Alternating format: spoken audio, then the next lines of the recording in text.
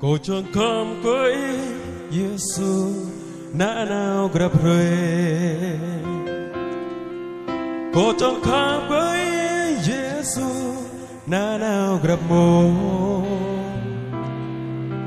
Vẫn nghĩ bùa clay tru tên lan tru lầm clay tiếp cô ắt khám với Giêsu nã nào mồm lì.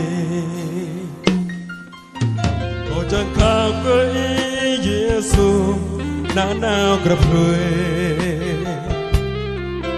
Cô chẳng khám với Giêsu nã nào gặp mô.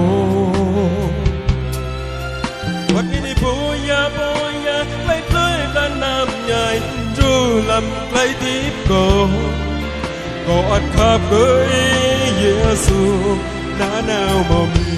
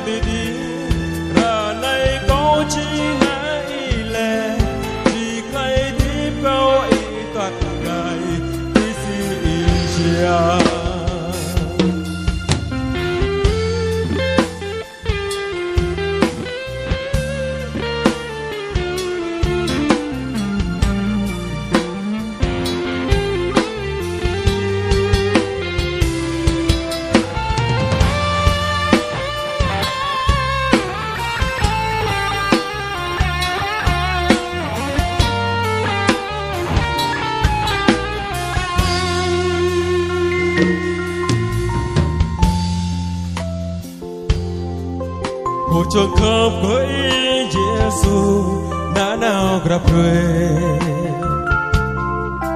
Cô chẳng khám với Giêsu nã nào gặp mô. Vật nghĩ bùa clay lê lan nam nhai tru lầm clay tiếp cô ắt khám với Giêsu nã nào mồm lì.